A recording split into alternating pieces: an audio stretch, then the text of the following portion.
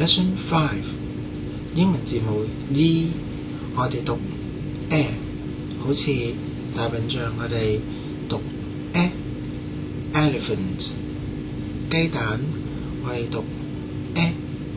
egg， 手踭我哋讀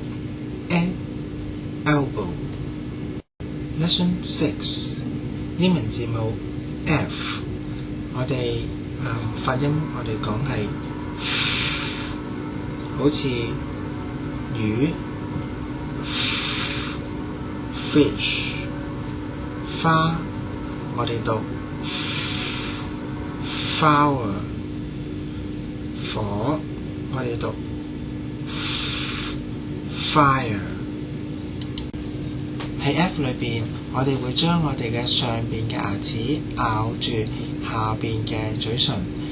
然後嗰個氣咧就由食道嗰度慢慢咁樣咧通過我哋嘅口腔，而我哋條脷咧就唔可以頂住牙齒或者係上邊嘅口腔嘅部分嘅，咁有啲氣咧就自己咁流出去我哋嘅口嘅前邊，咁呢個音咧我哋讀。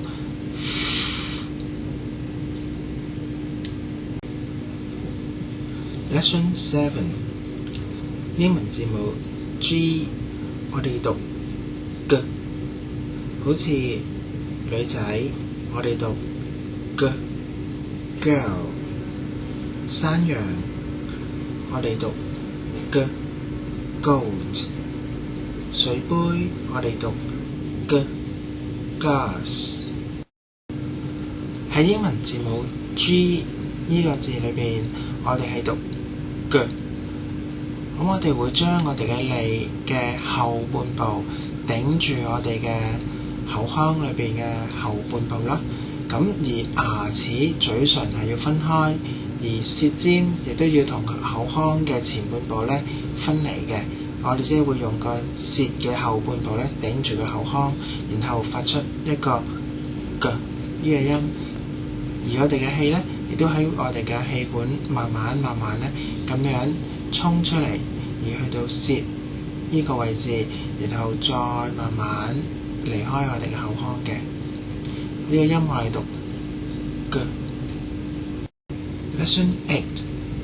英文字母 H， 我哋讀呢頂帽 hat，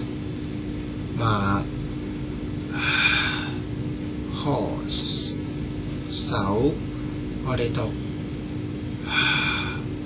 hand。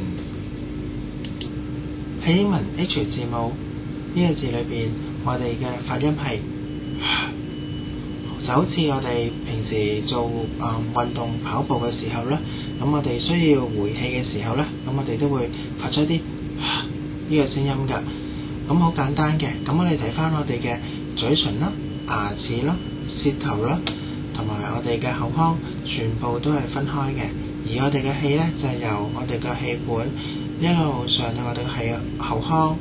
再經由口腔、舌頭、牙齒、嘴唇噴出，就會好容易咧就做到一個呢個音㗎啦。